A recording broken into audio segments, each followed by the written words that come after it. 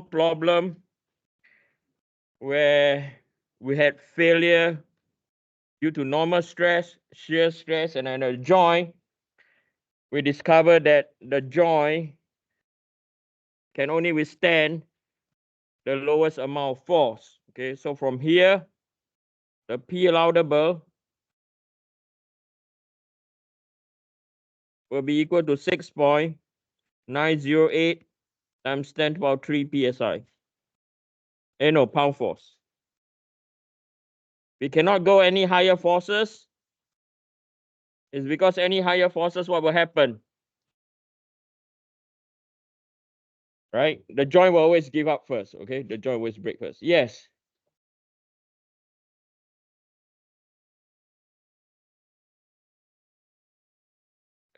It's the same. The answer will be the same. Okay, because you divide by 2 is the same. Okay, right. I want to show you some other or some questions that could be really, really tricky. Now, what you learn again is what? The critical part is what? Taking the what? First moment of what? Area, right? It's all back to first moment of area. So I want to look at an example over here.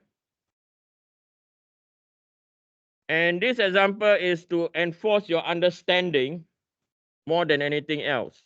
Okay. So let's look at another example.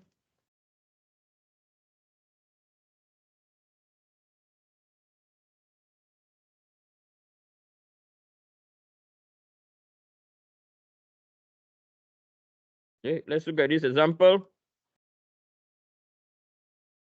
And then let's look at the question.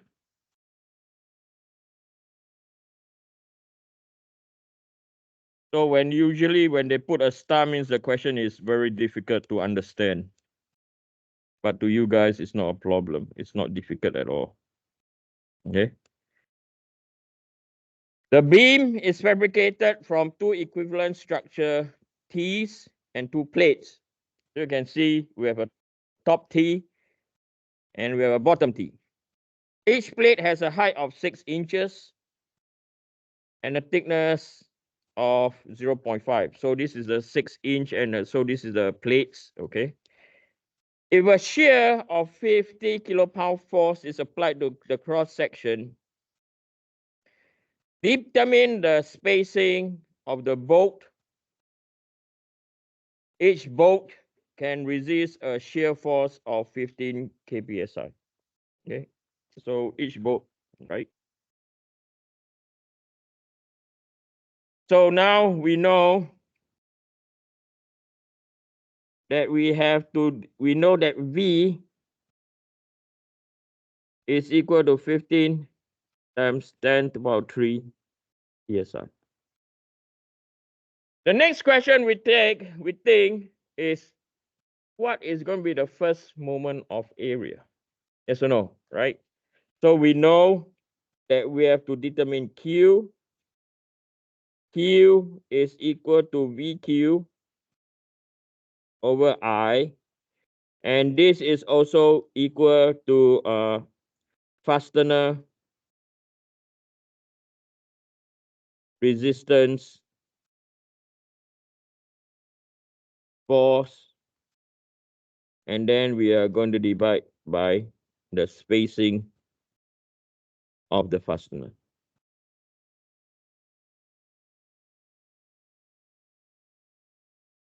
So now this question comes, which is the first moment of area you're going to take? So I'm going to draw. So if this is our X, this is our Y, and this direction over here is our Z. I'm now going to take the view Y and Z, and we know that this is our centroid, and this is where the two plates are.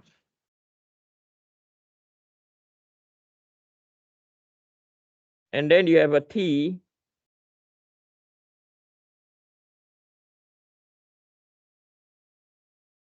And the T stops here, and you have a bolt running across. So this is the T, Okay, so this is the T plate. And over here, this is just our regular plates. Okay.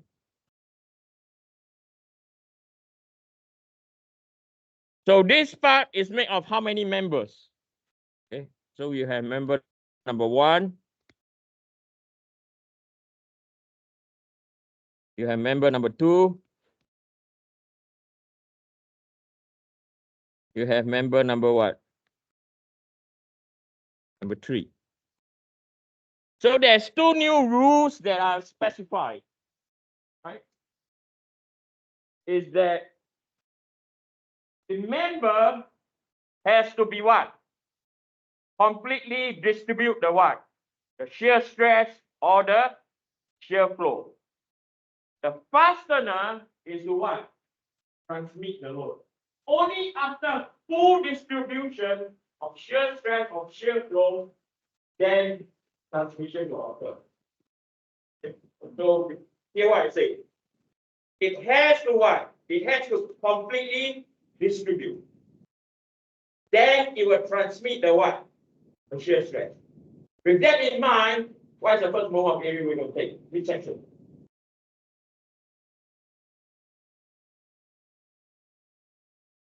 The whole T. I repeat again, the whole one, the entire T.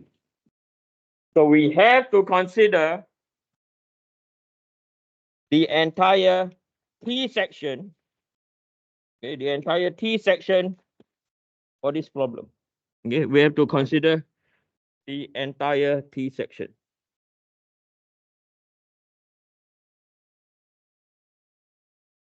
So this whole thing, including when it's running through the what? The bolt, yes or no? Now, if you look at the T section, is the section under single shear or double shear? So this is under double shear configuration. Because of the first moment of area we are taking at the T, failure can occur over here, or failure can occur where? On the right hand side. So when this is the case, it's under what? Double shear configuration. Are we clear? Okay, you have to analyze this first. Okay. So based on observation, we know that the centroid is exactly at the center. Okay. So we are going to determine the QZ for the T section or T plates only.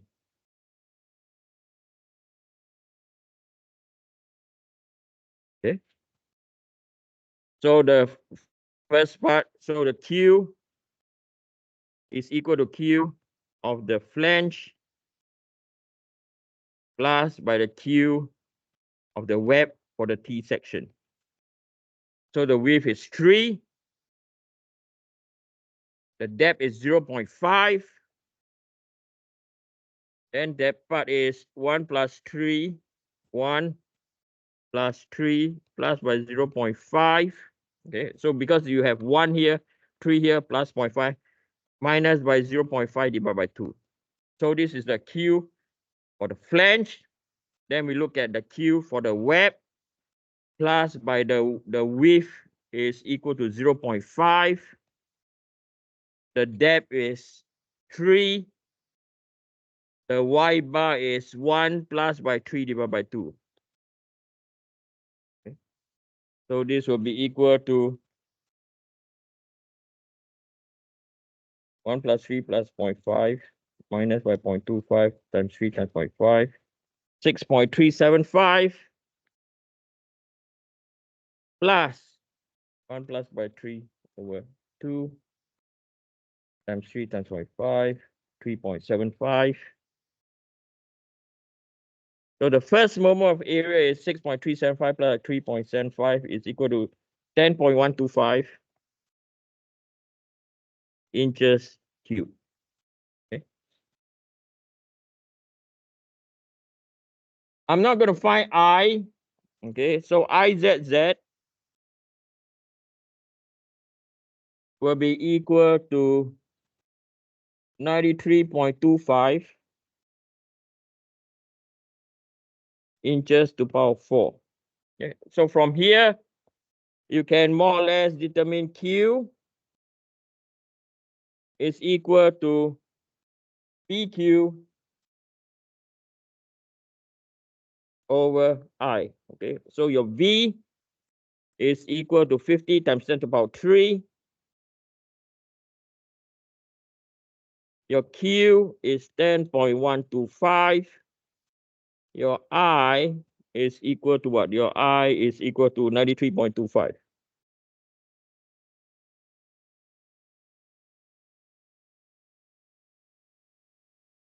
So this is equal to 50 power 3 times by 10.125 divided by 93.25. So it's equal to 5.429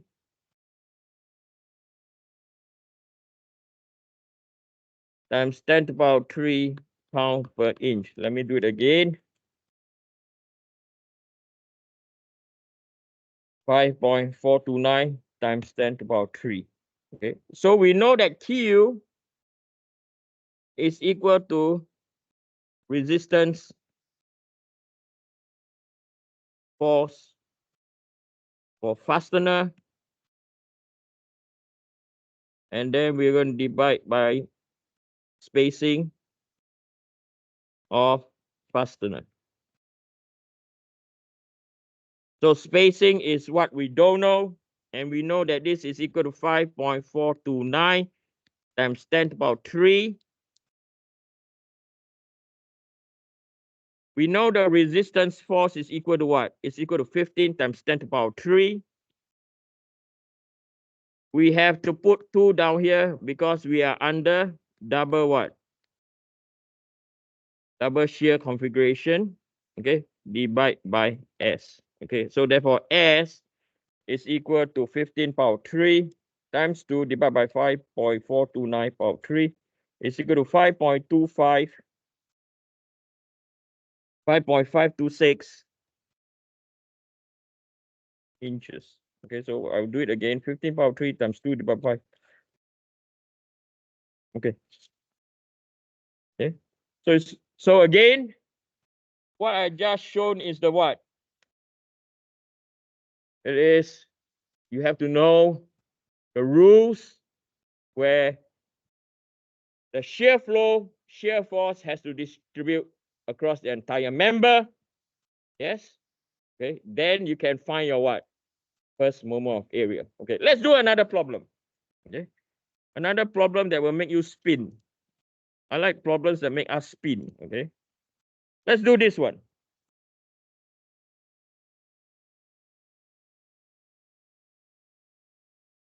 Go on. No good. No good. New page.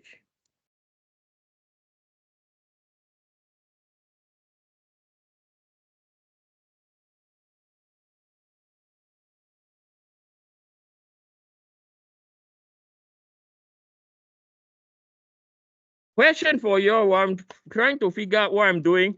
What is a good number of homework question per week?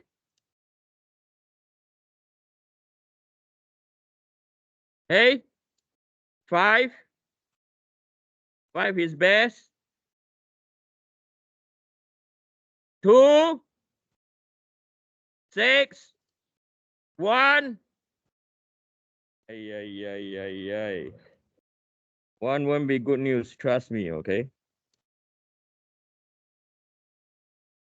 I think one of the reason why student did badly for one of the reason why student did badly for term test 2 is the homework was overwhelming. Okay, I realized that because buckling I only give like 5 questions, everyone was like happy. Once I moved to 10, it became a disaster. Okay, but when I give 10, there are more people scoring hundreds of full marks than 5. Okay, so I'm trying to deal with a concept where no one gets left behind. Okay, Okay. Hey, come on, Eugene. Let's do this problem now. Okay.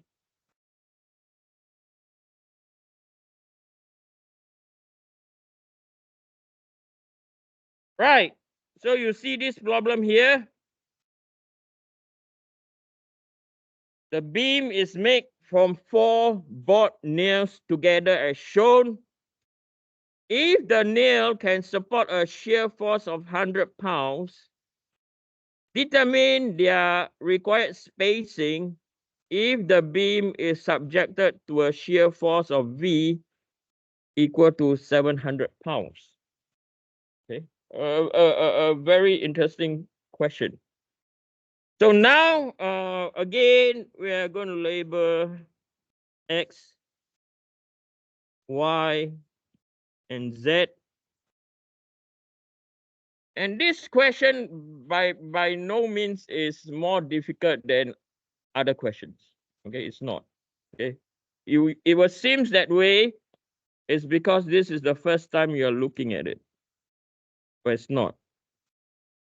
So this is our beam cross-section view, which I'm sketching now.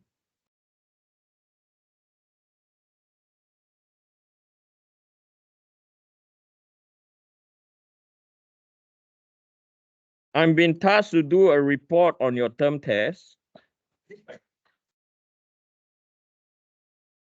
So I have to compile all your 2 P04 grades, what you get for 2Q, what you got for physics in terms of mechanics, and what you got from 2P. I told you to, 1P13. And then to see any correlation. So basically, I'm under investigation, okay? Okay, I'm under investigation, okay? Yes, I know, because whether you pass or fail 3A, nothing to do to 1P13, okay? Every father, mother, son get A plus or A minus, bloody hell. It's like a honeymoon course.